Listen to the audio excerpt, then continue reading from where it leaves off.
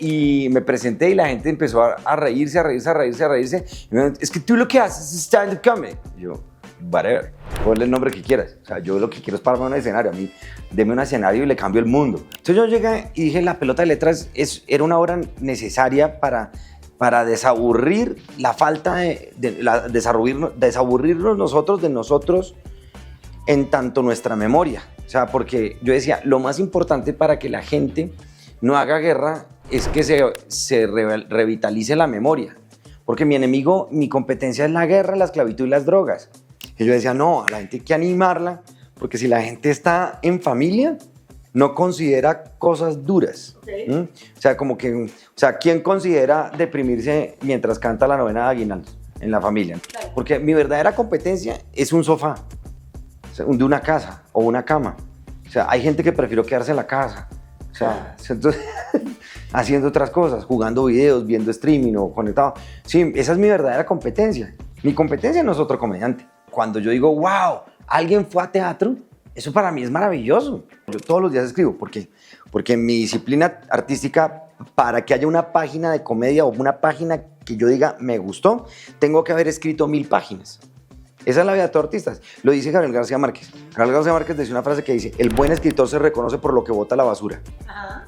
Yo boto la basura 1000 páginas y me sirve una. Yo no hago que la gente se ría para olvidar los problemas. Lo hago para que la gente confronte sus problemas con una sonrisa en la cara. Ajá. O sea, el arte no se hizo para olvidar los problemas, para dejar las responsabilidades a los lados, sino el arte se hizo para revitalizar al ser humano, para volverlo más poderoso que cualquier adversidad que pueda existir. Cuando uno ve cuadros de pinturas, está viendo a alguien invitándolo a uno a confrontar la adversidad. Buenos días, hoy estamos en un nuevo episodio de Ver el Podcast, esta vez con un súper personaje, conferencista, comediante y el pionero del stand-up comedy en Colombia y una persona que le hace reír a uno desde el segundo uno. Bienvenido, Andrés López, al podcast de Ver Media. Muchas gracias, Ver Media. Esto es podcast tuyo, ¿sí o no? Entonces, muchas gracias, doña Ver Media. Betty Media. Estamos aquí en Ver Media. Estoy muy feliz de estar acá. Gracias por invitarme, gracias por todo. Chévere. ¡Wow! Super equipo. Sí, gracias. Bueno, no, qué gusto tenerte acá. Para empezar, cuéntanos, bueno, ¿cómo fue? Cuando empezaste con la pelota de letras, en ese tiempo no había redes sociales, no había nada, era otra época. Claro. Empiezas en la parte como algo como más informal, tú lo has contado en otras entrevistas, pero cuéntanos ese día que llenaste el primer teatro de gente, ¿cómo fue? Claro, eso fue llenándose poco a poco porque yo empecé la pelota de letras en la universidad en el año 93, pero bajo como un experimento en las plazas universitarias y todas las cosas. Y pues nosotros los cuenteros, porque yo siempre he sido cuentero, tenemos como un espacios en las universidades, íbamos a diferentes ciudades, había festival de cuenteros en Bucaramanga. Sí, Abra Palabra. Sí, en la Abra Palabra, entonces íbamos a los festivales, entonces siempre estábamos acostumbrados como a cierto público, pero cuando me dio como por la idea de hacer espectáculos en los bares, en las discotecas y hacer reír a la gente, hacer como esa boda por allá en el año 95, 96, entonces las cosas estaban ahí como empezando porque la gente decía, ¡hey, que tú unos bien verdes! Entonces, dice, ¡música, música! O sea, imagínense lo que era eso, ¿no? Ahora que hay lugares de comedia. No, en esa época era Vietnam. Bajarse el helicóptero ahí. Okay, Sir Jungle Trip, 5 to go, go, go, go. Come on. We're on the fire, we're on the fire. Entonces a mí me tocó toda esa cosa y fue de verdad duro, o sea, duro porque no había espacio para eso. Entonces, y yo buscaba amigos como que, a ver, métase conmigo para que el ridículo sea compartido. O sea, como para que nos toque la misma guerra. Y decía, no, pero es que... Bueno, en fin, tocó hacer la vuelta y sucede la cosa de que yo dije, esto ya está cocinado, está listo, y era por allá el año 2002, 2001, 2002, y no pasaba nada, y se hablaba de algo llamado stand-up comedy.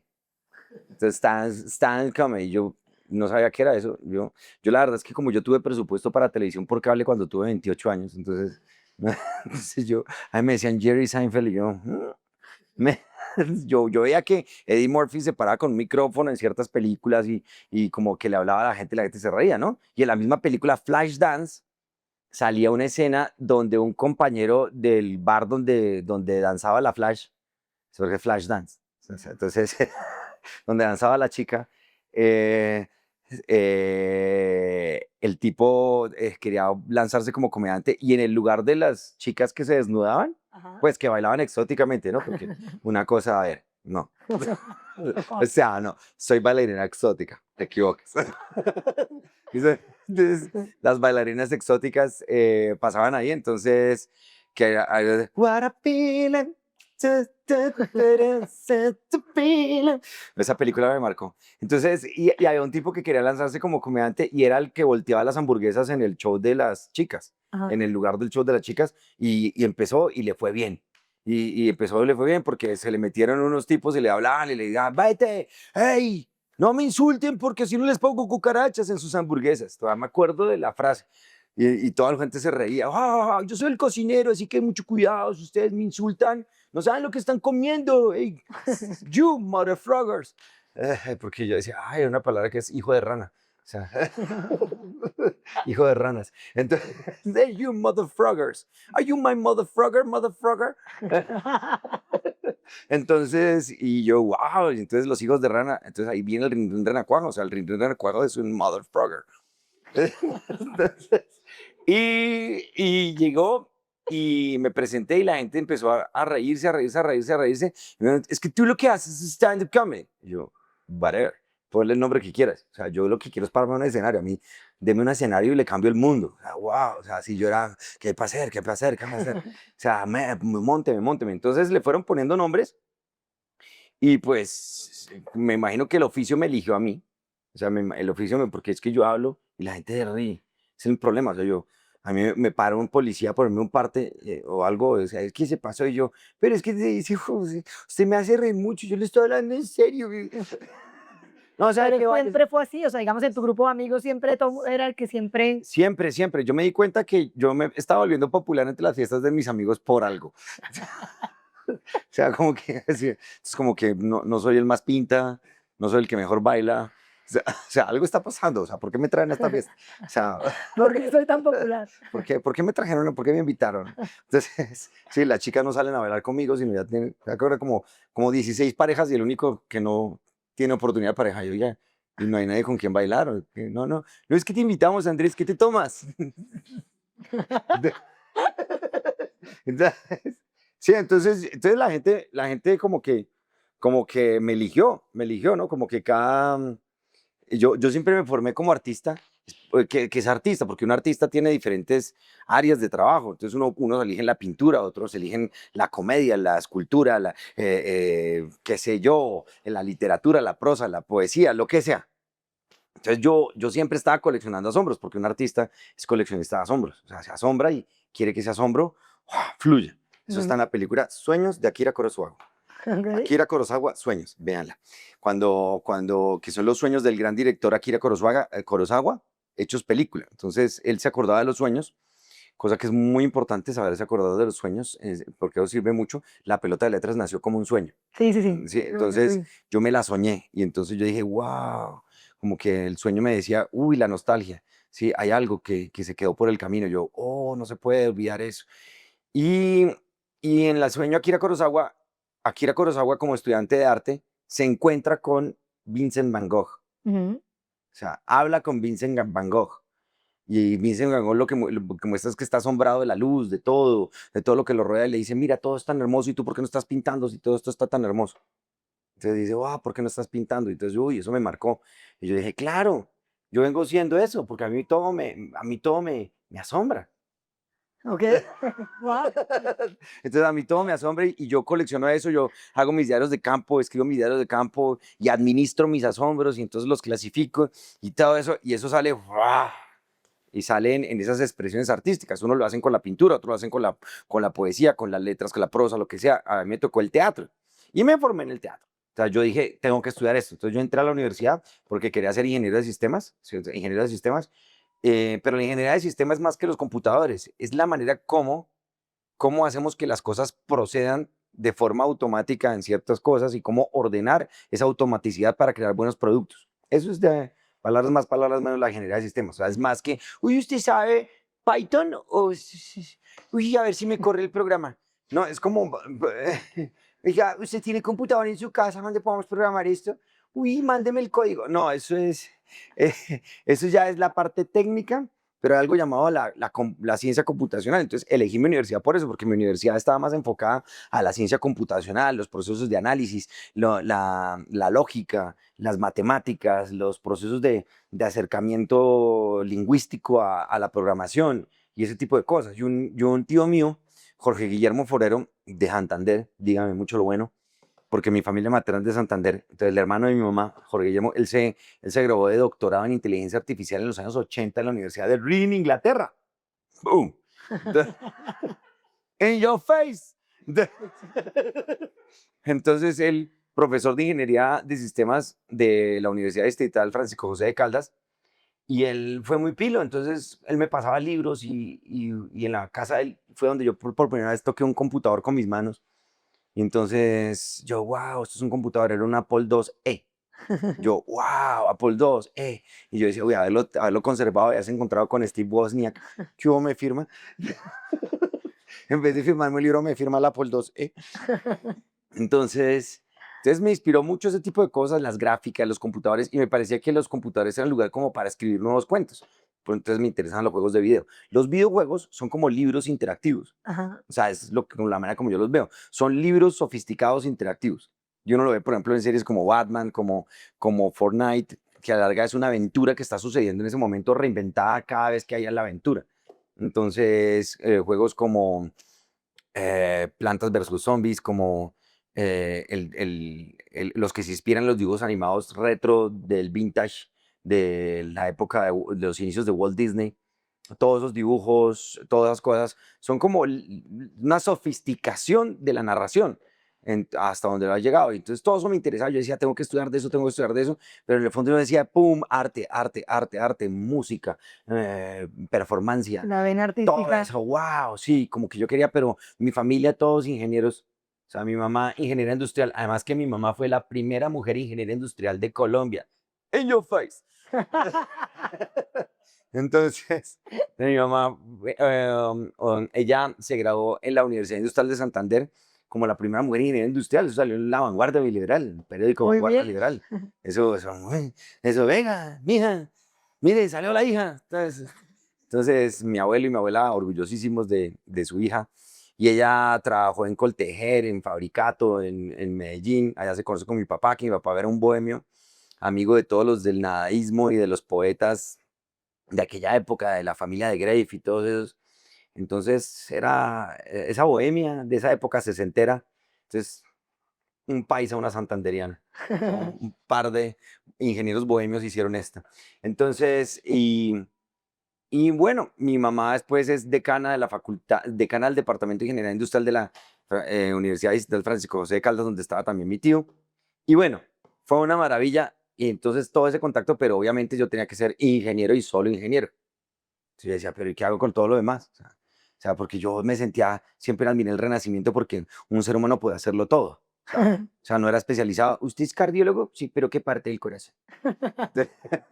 Usted es dermatólogo, pero ¿qué parte de la piel? Entonces como que, sí, como que se especializa la gente en cosas, pero no, el Renacimiento reclama el todo. Sí, o sea, sí, lo que llaman interesarse en todo, asombrarse por todo y todo es válido. Y ese tipo de cosas me parece el Renacimiento como la mejor etapa maravillosa del conocimiento humano, como revolución. O sea, como que por primera vez se revoluciona el conocimiento humano y fue maravilloso. Pero yo dije, no, yo tengo que hackear el sistema, así que empiezo a hacer cuentos, cuentos, cuentos y me vuelvo parte del movimiento que ayudó a fundar la cuentería en Colombia. O sea, vengo siendo parte de dos fundaciones. Ujú. O sea, dos fundaciones. ¡Wow! O sea, puedo hacer un edificio. Entonces, entonces, sí, ¿no? ¿Y en la antropología en qué momento entra ahí? O sea, Claro, más yo, ingenieros yo en en el, temas- en el sexto, séptimo semestre de ingeniería, yo empiezo a ver el mundo con la cuentería. O sea, como que la cuentería me dicen, hey, te queremos invitar a contar cuentos al oleoducto Caño Limón Coveñas. Entonces yo iba por las estaciones de bombeo en el oleoducto y yo conocía a la gente. Y yo, ¿pero qué pasa? O sea, ¿por qué los cuentos me llaman? No, que vas a contar cuentos en el Festival Universitario de Teatro de Manizales. No, que vas a contar cuentos en Medellín. Entonces, lo que me estaba haciendo conocer la gente era lo que salía de mi boca. ¿M? Mis expresiones artísticas. Yo decía, pues necesito conocer más la gente, o sea, porque yo me enfrentaba a una realidad. A veces estamos en microrealidades, ¿no? Tenemos una Colombia a la que nos hablan Ujú. y nos quedamos con esa burbuja, como en Fortnite, ¿sí? Que se va comprimiendo más y más y más y cada vez más. Y de pronto y hay una Colombia real y una gente real, y resulta que empieza uno a preguntarse, bueno, ¿qué es ser colombiano? ¿Qué es ser latinoamericano? ¿Qué es ser hispanoamericano? Que la historia, todo eso, empiezo a leer de historia y digo, no, yo necesito conocer más al ser humano, ¿no? Porque Como mi entender propósito, más del hombre como tal, exacto, cómo porque funciona. a quién le cuento cuentos, ¿sí? ¿A quién no le estoy contando cuentos a una máquina? Entonces, no, tengo que contarle cuentos a la gente, porque mi propósito en esa época, para contar cuentos, yo no quería, yo no pensé que uno tenía que hacer views, ni likes, ni vender tickets. No, mi propósito era que la gente no estuviera aburrida, porque es que mi generación pertenece a una generación que nos estallaban bombas al lado. O Claro. sea, entonces era todo por todos lados, boom, boom, boom. Entonces era una época dulce. Ven, cuando nace pelota, pues pelota de estos se vuelve un fenómeno cultural y digamos que la gente empieza a sentirse identificados, aparte que se moría de la risa, porque yo me acuerdo cuando lo vio, pero yo creo que todo el mundo tiene el mismo recuerdo, o sea, porque uno se decía, así es mi abuela, así es mi papá, así todo el mundo, pero digamos que cuando uno ve que tú eres antropólogo, uno dice, o sea, que quiero que me cuentes, ya esta sobre pregunta va a ser un poco mamerta, pero si de pronto tú dijiste, bueno, hay un vacío, digamos que en el tema antropológico, o sea, acá no hay una identidad y esto, Claro. hay una necesidad de que, así sea con el humor, la gente sienta una identidad de lo que somos como colombianos. Claro, hay la necesidad de crear afinidad, ¿no? Hay la necesidad de solucionar ciertos problemas graves, solucionar ciertas cosas. Yo me sentía como que nosotros, mi generación especialmente, tenía una cosa como de no futuro. Sí, no futuro, o sea, no hay futuro. O sea, nos educaban para irnos del país. Claro, porque estaban en la ola de la violencia. Claro, entonces para irnos del país usted tiene que hacer como el hijo de Luz Marina, que se fue para Miami. Hacer, pero Él estudió allá, se graduó está allá ganando un montón de dólares. y está en la NASA y lo consultan multinacionales. Entonces me dice, ¿y qué está haciendo en la NASA? ¿En la NASA qué está haciendo? Él está haciendo en ningún trabajo es deshonra. Sí. Él está ahí en la NASA, pero lo consultan multinacionales. Pelado, ¿dónde es el baño? Ah, ya. Sí, una multinacional lo consultó. Entonces, sí, un señor de una multinacional le preguntó dónde queda el baño. Entonces él dijo, por allá, lo consulta multinacionales, claro. Entonces, claro, entonces ya era eso y todos teníamos que irnos del país y este país no tiene nada que hacer y todas las cosas. Y a mí eso me parecía como que eran aventuras raras porque la gente que yo veía saliendo del país como que allá les iba peor. O sea, sí o no, todos tenemos tío que se fue ilegal. Entonces, sí, no, la tía, entonces como que les tocaba todo, como con 8 trabajos, como vaya la de ponga prenda. Entonces, irse a otro país no, sin asumir responsabilidad del país de acá, no es tan fácil. No es tan fácil emigrar, no es tan fácil, no es que sea una promesa para el otro lado y que vaya del otro lado ya te van a sostener y te van a dar casa, carro, beca y pasaporte. No, y la vida del que emigra lo saben los que viven allá, ya Claro, tienen su propia claro. historia, la que no le cuentan a la... Sí, y cuando un examen de sangre vale $600, pues entonces, hay cosas que tienen, cada país tiene sus pros y sus contras y la supervivencia es la misma. Entonces, es las mismas vías de supervivencia, las mismas quejas. Yo he hablado con gente de muchos lugares del mundo y digo, ¿cómo es tu país? Y me dicen los pros y los contras. Yo digo, es similar. Y eso de alguna manera es la antropología, ¿no? La antropología es permearse del otro. O sea, dejar que el otro hable, ¿sí? Porque estamos muy acostumbrados a tin, mandarle mensaje. Entonces yo llegué y dije, la pelota de letras era una obra necesaria para desaburrir la falta desaburrirnos nosotros de nosotros en tanto nuestra memoria. O sea, porque yo decía, lo más importante para que la gente no haga guerra es que se revitalice la memoria. Porque mi enemigo, mi competencia es la guerra, la esclavitud y las drogas. O sea, eso era lo que yo veía en la universidad. Sí, todo lo que creaba guerra y escándalo era esclavitud, drogas y guerra. Y esclavitud en todas sus formas. Claro, Porque es que la gente dice, no, que es que esclavitud es que uno tenga cadenas. A veces hay cadenas invisibles, a veces hay trata de personas, a veces hay personas que están dispuestas a vender su dignidad por cualquier cosa, por cualquier precio, sea bueno, alto, bonito. Ay, que tengo un apartamento, pero me tocó hacer esto. Es como el chiste, de, mamá, mamá, un señor me regaló este reloj y yo hacía tal cosa. O sea, entonces, sí, entonces a mí me causaba impacto. Yo decía, y yo veía una relación totalmente triangular e interdependiente de la esclavitud, la guerra y las drogas. O sea, para que haya esclavitud tiene que haber drogas. Para que haya drogas tiene que haber esclavitud y guerra. Para que haya guerra tiene que haber drogas y esclavitud. Entonces, como que hay una interrelación, pero... Y drogas no cualquier droguita, o sea, drogas duras, sí, drogas también selváticas, llámese desde el cáñamo hasta las cosas más sintéticas y todo ese tipo de cosas. Entonces, a mí me parecía que había una interdependencia que yo decía, no, a la gente hay que animarla, porque si la gente está en familia, no considera cosas duras. Ok. ¿M? O sea, como que, o sea, ¿quién considera deprimirse mientras canta la novena de aguinaldo en la familia? Entonces, ay, venga, traiga a la abuelita, los niños, vengan, llegó el niño Dios, venga, destape los juguetes. Entonces, como que son momentos como felices en familia que no recuerdan. Y yo veía eso cuando hablaba con amigos que los momentos en familia y los momentos de las reuniones, inclusive las reuniones ya de adultos universitarios, eran como una especie de eco de las reuniones familiares. Ok. Y entonces yo empecé a Todo el recoger mundo quería todo. hablar de eso. Entonces yo empecé a recoger todo ese tipo de cosas y también las cosas que uno veía, el cine, la televisión,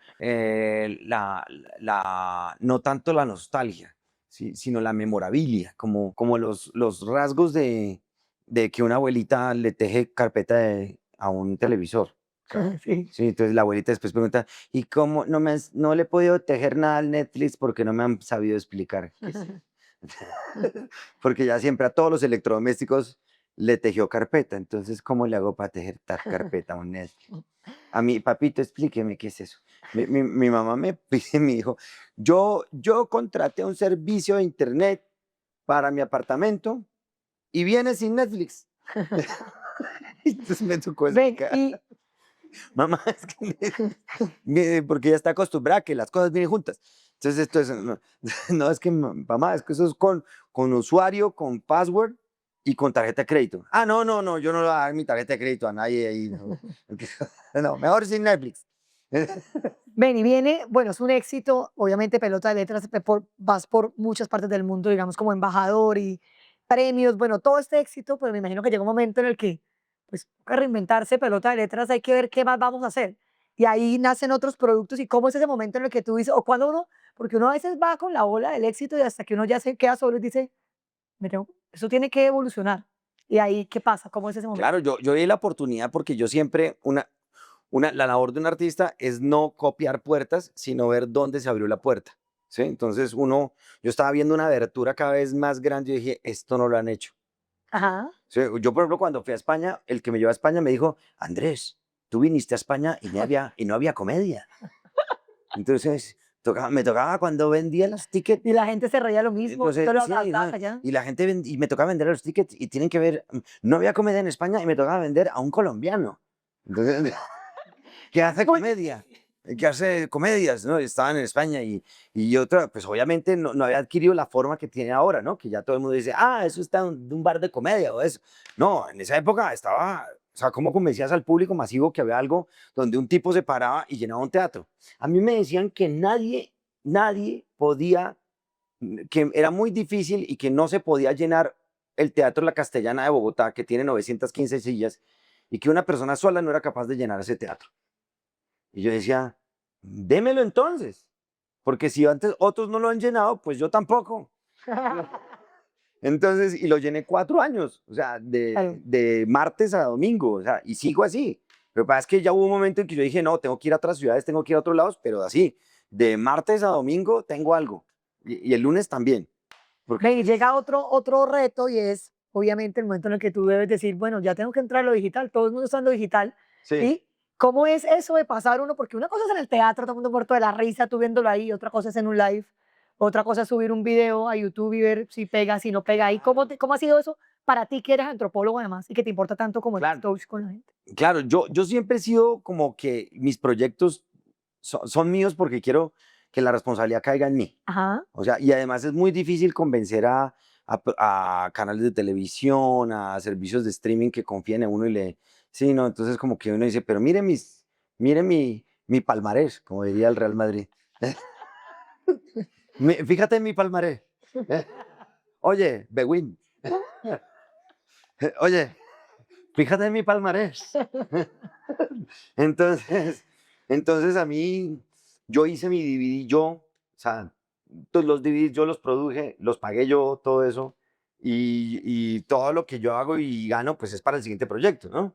Y llega un momento en que llega el Mass Media, o sea, el Mass Media digital.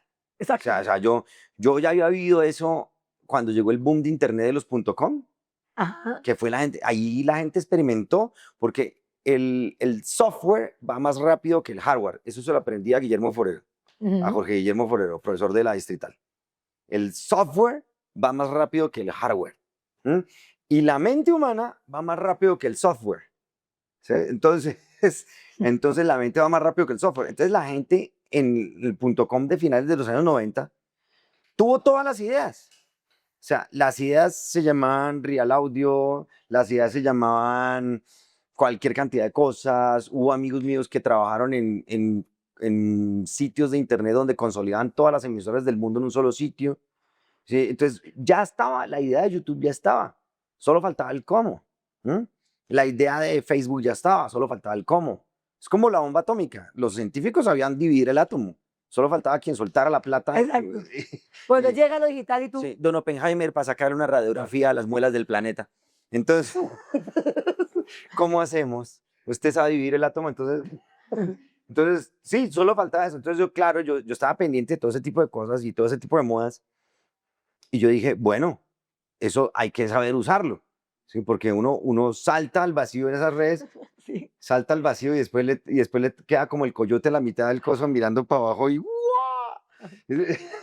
Y pues está del anonimato al desprestigio, que es una de las cosas delicadas, y de la otra, del anonimato a la fama y a la decadencia y a la caducidad. Ajá. Entonces, sí, del anonimato a la caducidad. Entonces, esos son curvas que se presentan siempre, pero a mí me gusta es ir a vuelo crucero. Ok. O sea, vuelo crucero de vamos, hagamos cosas para la eternidad. O Claro. sea, por algo la gente vuelve al Louvre y vuelve a ver a la Mona Lisa. Ujú. O sea, por algo la gente dice, ay, vamos a ver las cataratas del Niágara. ¿Sí? O estamos aquí en Canadá, vamos a verlas. Y vuelven a verlas, y vuelven a verlas y todas cosas, o se suben al Empire State, o todo ese tipo. Todo esa es la labor del arte, la permanencia, como la transgresión a través del tiempo. O sea, como que se transgrede la obligación del tiempo de usted con qué va a salir. Ajá. Sí, ya salió con esto, con qué va a salir después. Claro, yo tengo muchas cosas para después, pero a mí me interesan las cosas de calidad, no de cantidad. Claro. Entonces, y en ese proceso, pues, como el mercado moderno se ha vinculado mucho a la caducidad programada, la obsolescencia programada y todo ese tipo de cosas. Entonces, le dicen a uno, bueno, en este año, ¿cuál va a ser el éxito de este año? Y yo, pero es que el año es una medida cultural. O sea, el año realmente no existe, o sea, existe el tiempo, pero no que cada año, o sea, se le pregunta a cada artista, ¿con qué va a salir el próximo año? ¿Con qué va a salir esto? Entonces yo dije, no, pues yo me tomo mi tiempo para hacer algo bueno, Ujú. ¿sí? Y de una manera que sea buena, lo muestro a un público buena. Ajá. Entonces, esa es la labor de mis creaciones y por supuesto, ¡boom!, eso golpea. O sea, me tomo mi tiempo y golpeo y hay momentos que son duros, hay momentos, pero llega las redes sociales, llega la cibertecnología y pues es una nueva herramienta que uno aprende a usar tarde o temprano. ¿Te gusta? ¿Sí? Tiene sus pros y sus contras como cualquier herramienta. Sí, sí, sí. O sea, el teatro en vivo tiene pros y contras. Pero las redes sociales, hay que estar en redes sociales. Sí, no, todo eso hace parte antes uno pautaba en un espacio así en un periódico, ¿sí? Ujú. Ahora uno tiene que ver qué va a hacer en las redes sociales, ¿no? Entonces Pero te gusta el comportamiento, lo sigues. yo, yo los considero herramientas, o uno las usa de manera constructiva o destructiva, ¿sí? A veces siento que que mi campo de acción es la realidad. Entonces trato que mi realidad se plasme ahí tal como es, ¿sí? Tal como es, pero a veces veo, como por ejemplo cuando trato de consumir redes sociales, yo digo, uy, no, 30 segundos demasiado.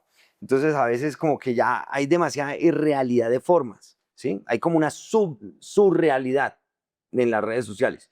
Y toca estar muy atento de lo que uno ve. Y Toca estar además, muy atento. uno ve hoy en día, digamos que en redes sociales hay gente que se dedica a hacer videos que le hacen reír a uno, pues videos en un minuto. Tú tienes un auditorio 2 horas riéndose contigo. Sí, no, claro, ese es mi público. O sea, cada cosa tiene su público. ¿Mm? Mi público está en esa congregación que es el teatro. Yo soy, digamos, más ritualista.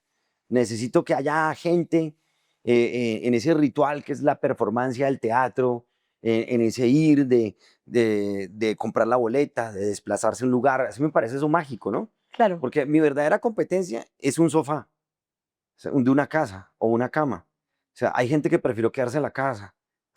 Entonces, haciendo otras cosas, jugando videos, viendo streaming o conectado. Sí, esa es mi verdadera competencia. Mi competencia no es otro comediante, ¿no? O sea, cuando yo digo, wow, alguien fue a teatro, eso para mí es maravilloso. Sí, es un estado muy O vivo. cuando alguien te ve que te dice, oye, vi tu video de Ver Movies, me vi la película por ti. Claro, ¿Te ha pasado qué has sentido ahí con ese tipo de innovaciones? claro, yo lo veo como una promoción, porque para mí realmente Internet, ¿qué viene siendo? Porque todo está en el fundamento de qué es Internet. ¿Qué es Internet para mí? Para mí Internet es un directorio telefónico sofisticado. Eso es todo lo que es Internet. Y desde que uno lo mire así, va a funcionar para ti. O sea, tú quieres entretenerte. Tran. Oh, aquí es, llamemos. Sí, pongamos una cita, tal. Sí, un directorio telefónico antes tenía una latencia, ¿sí? Sí, porque el gran problema de la ingeniería electrónica en la actualidad, el gran problema de la ingeniería computacional o en la ingeniería de datos o ingeniería es la latencia, que inclusive lo ve entre los jugadores de videojuegos, latencia, que le van a preguntar, no, lo que pasa es que a mí me fue mal en ese torneo porque es que la latencia mía era de 14 milisegundos. A ver, latencia, que era ¿sí o no? Sí, la latencia es eso. Entonces, antes la latencia en el directorio telefónico era buscar, llamar. Hola, ¿qué tal? Mi nombre es tal. ¿Qué estoy interesado en tal cosa? Tal, obtener y disfrutar. Sí, entonces ahora la latencia, ya, Inmediatez. así, sí, con el dedo ninja. Sí. O sea, me caes mal. Entonces, esa latencia, pero Internet es un directorio telefónico sofisticado. Ahora, el ser humano tiene que comer, tiene que hacer, todas las cosas. Entonces, hay que convertir esos canales de dónde está la información en cosas reales, ¿sí? En cosas reales, ¿sí? En cosas de intercambio, en cosas de productividad, en elementos que le permitan a uno una vida en familia, mire, aquí está el techo, la comida, todo ese tipo de cosas. Entonces, la producción, la ingeniería, todo, lograr que la gente se alimente, lograr que la gente viva. Entonces, ese tipo de cosas son máquinas. Y eso lo analizó ya un filósofo que se llama Oswald Spengler, uno de mis filósofos favoritos. Oswald Spengler dedica todo un libro a la máquina. Entonces, son máquinas. O las usamos para algo constructivo o las usamos para algo destructivo. Todas tienen sus pros, todas tienen sus contras. Todas. O sea, Internet es una máquina. Eso de que estamos en el web 2.0. Bueno, le llegó el directorio telefónico del siguiente año. Ok. O sea, así de sencillo. Entonces, o estamos en el web 3.0. Va a llegar un momento en que la web ya está dentro de tu cerebro y te opera en el cerebro. Y yo, o sea, por favor, no. Bueno, tú dices que No. siempre, Después están devolviéndose como las que se pusieron tetas. tú dices que siempre estás pensando en tu próximo proyecto, ¿sí? ¿Para dónde vas ahorita? O sea, que a corto plazo, ¿qué podemos encontrar contigo? Yo soy contador de historias. Ujú. Entonces, mi base fundamental es ser cuentero. Contar historias. Sí, cuéntalo, que una parte de mis cuentos hagan reír y que les hayan puesto el título, lo que tú haces es stand-up comedy. Eso fue un canal, ¿sí? Porque las comedias que yo hago mezclan de todo. Sí. O sea, hasta la posición del micrófono. Yo tengo micrófono de diadema, tengo atrás proyección, me muevo por el escenario, me muevo. Bailo, imito voces, interpreto personajes, paso de un personaje al otro personaje. Esos son elementos teatrales. Y entonces, yo lo que hago es escribir cosas. Entonces, tengo más horas de teatro, tengo series de televisión listas, tengo películas listas, libros, audiolibros, o sea, todo. Yo todos los días escribo. ¿Por qué? Porque en mi disciplina artística, para que haya una página de comedia o una página que yo diga, me gustó, tengo que haber escrito 1000 páginas. Esa es la vida de todo artista. Lo dice Gabriel García Márquez. Gabriel García Márquez dice una frase que dice, el buen escritor se reconoce por lo que bota a la basura. Ajá. Yo boto a la basura 1000 páginas y me sirve una. Y a veces digo, uy, eso está buenísimo. Pum, y durante el día, ay, se me olvidó cómo fue. Entonces me toca volver a tal y empezar a escribir, hasta que vuelvo a encontrarme con esa idea y con esa línea.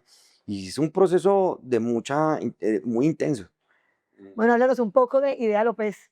Bueno, yo creé una empresa para manejarme a mí. Ajá. ¿Por qué te fue Porque mal con managers? ¿Qué pasó? no es que me haya ido mal con managers, es que no había managers. Ok. O sea, los managers que habían en Colombia, cuando yo empecé mi carrera, siempre tenían el mismo patrón. O eran managers de actores Ajá. de televisión, o venían del gremio de actores de televisión, o venían de gremios de, Modelos. no, de manejar música. Súper diferente a lo tuyo. Exacto, claro. Entonces manejar bandas musicales. Entonces, por un lado tenía gente que no estaba vendiendo al actor o no estaba vendiendo la idea, porque yo decía, yo tengo ideas, ¿sí? Y las ideas siempre necesitan una agencia. Ujú. Entonces yo pensaba como agencia de ideas, Claro. ¿sí? Y manejar mis proyectos como agencia. El manager, la misma palabra manager, dice, tiene que ser un administrador. Y si es un administrador, tiene que administrar tanto el éxito como el fracaso de un artista. O sea, si el artista va fracasando, bueno, pelado, ¿qué vamos a hacer? Sí, ocúrransele vainas. Y si el artista está teniendo éxito, ok, vamos a manejar esto, vamos a tal. Y es como casi que un counselor de que todo vaya por buen camino. Entonces, ese tipo de conocimiento, de know-how, no lo tenía la gente que yo conocía en el gremio. Entonces, los managers de actores eran señoras haciéndose las uñas en un apartamento en Rosales esperando llamadas de los canales privados de Bogotá, de Colombia. Sí, entonces, sí, ya le mando, colgaba el teléfono y llamaba al actor. Mira, te necesitan para un casting, para una telenovela. La cita es mañana a las 4 de la tarde, chao. Y cachín, cachín. No, no. Claro, claro. Sí, y el manager de música tiene una cosa llamada el universo de las disqueras, de los empresarios de conciertos y de los conciertos en Otro sí. tema. Otro tema muy distinto. Entonces, y en el teatro, pues estaba Fanny Mickey. Ok. La única persona que me parecía que tenía la experticia de manejar lo que yo sabía hacer era Fanny Mickey. Pero Fanny Mickey necesitaba asociarse con otra empresa, ¿sí? Porque ella siempre se asociaba con otras empresas. O sea, ese yo decía, uy, qué hábil. O sea, qué hábil, porque o sea, yo no te voy a manejar, no voy a ser tu manager, sino necesito que tú crees una empresa para yo establecer una relación entre mi empresa y la tuya. Ok. Y yo dije, wow, eso es años luz, eso es pensar, eso es ser empresario. Sí, o sea, una cosa es la relación entre personas representando una empresa y otra cosa es las empresas Ah. como tal. O sea, una empresa es una administración, una organización que permite que las cosas fluyan. Ujú. Entonces yo dije, ok, y que fluyan ante un Estado, ante una ley, ante un organismo, ante autoridades, todo ese tipo de cosas. O sea, es muy compleja. Todos los artistas deben saber administración. O sea, eso de que yo soy artista, soy bohemio, me desconecto del mundo, que otros vean. Sí, sí, sí. ¿Dónde está la comida, perro? Oiga, yo no soporto, usted me está robando de plata, Dios. Entonces, no, ese no es el artista. Sí, y eso en Te el arruinaste Renacimiento, Idea López. claro, en el Renacimiento era así. O sea, Miguel Ángel era banquero, ingeniero, geólogo, químico, farmacéutico, poeta, escritor, No. escultor, pintor, todos los oficios. Tenía su propio banco, era prestamista, era hacendado, agricultor.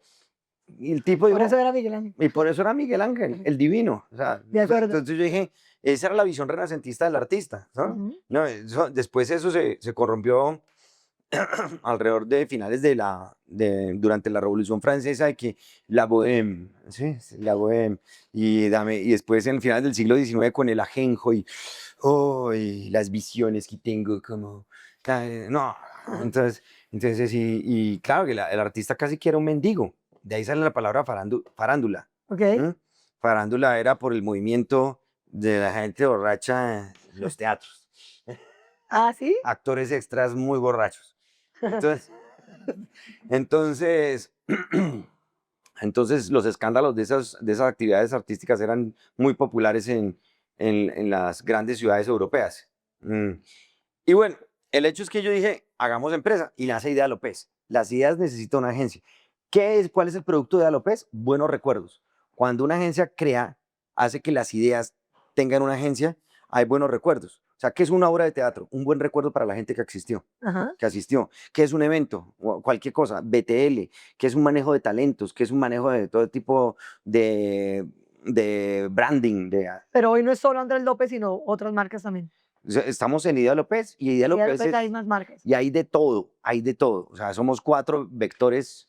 Uno es el branding, la parte de diseño gráfico, diseño industrial aplicado a la visualización de los productos, Ajá. aplicado a toda la industria manufacturera que nos contacta para que sus ideas se vean bien. O sea, para darle PR a sus ideas y para que vendan más las empresas. Entonces, tenemos clientes de todo, de categorías, entre los Fortune 500. Y tenemos también la parte que es el laboratorio audiovisual. Creamos un laboratorio audiovisual donde estamos experimentando, donde estamos creando también contenido audiovisual para esos clientes y para la gente que quiere hacer que sus ideas se vuelvan realidad. Ya hacemos alianzas con no? otros grandes productores de contenido audiovisual. Hacemos grandes alianzas. Y aprendemos. Y hay una cosa que a nosotros nos encanta entre nuestra empresa es la disposición a aprender y la disposición a que entretengas y seas entretenida. Okay. O sea, porque el producto es buenos recuerdos, tanto para las personas que componen Idea López como para las personas que se relacionan con nosotros. Y está otro de los vectores que también son los talentos. O sea, somos un intermediario entre los talentos. O sea, hacemos que si se quiere hacer algo con un talento, sepan contactarnos para llegar a ese talento para que las cosas sucedan. Ideas entre talentos, convocar talentos, diferentes artistas de diferentes lugares, poderlos unir para hacer cosas o para hacer creaciones o todo ese tipo de cosas. Y tenemos, tenemos esos pilares fundamentales de creación de buenos momentos, buenos recuerdos para que fluyan las buenas ideas. Okay. Porque cualquiera puede tener una idea, pero el problema es administrarla. Las ideas necesitan una agencia. Ven, y ya para cerrar, la comedia o reírse de lo que nos pasa, no solo como colombianos, sino en el mundo entero, es necesario para Andrés López. ¿Para qué? Para los seres humanos. ¿Es necesario para la gente? Sí, o sea, ¿por qué? Porque es necesario que exista la comedia, es necesario que exista lo... Ah, sí. O sea, Sí, para el claro. hombre, digamos que cómo le aporta a su vida tener algo que lo haga reír y salir de esa cotidiana. Claro, la risa es la terapia fundamental. Yo no hago que la gente se ría para olvidar los problemas. Lo hago para que la gente confronte sus problemas con una sonrisa en la cara. Ajá. O sea, el arte no se hizo para olvidar los problemas, para dejar las responsabilidades a los lados, sino el arte se hizo para revitalizar al ser humano, para volverlo más poderoso que cualquier adversidad que pueda existir. ¿Sí? O sea, cuando uno ve, ¿sí? Cuando uno ve cuadros en pinturas, está viendo a alguien invitándolo a uno a confrontar la adversidad. Ajá. Cuando uno ve obras de arte, ¿no? El arte es el senior del universo, está por encima de todo. O sea, cómo llegó un sombrero volteado a ser la identidad de la esencia colombiana, ¿sí? Porque un artista se lo dijo. Exacto. O sea, un artista se lo puso en un concierto. O sea, y Gidio Cuadrado, ¿sí? Reunido con Carlos Vives, llegó un momento en que salió con su sombrero volteado y estaba en Bogotá y Gidio Cuadrado le pone su sombrero en los conciertos a la gente que sube a la tarima o los amigos de Carlos Vives y se volvió el símbolo del vallenato y la gente con Carlos Vives aprende que el vallenato se vuelve internacional y eso va acompañado de un trenzado especial de unas fibras de cáñamos que se entrecruzan matemáticamente y en la mente de un artista en la sabana costeña y se vuelve el sombrero volteado entretejido y eso es el símbolo de nosotros. ¿Y eso a quién se le ocurrió? No se le ocurrió a un político, no se le ocurrió a un decano de una facultad, no se le ocurrió a un sociólogo, se le ocurrió a un artista. Anónimo o no, pero es un artista.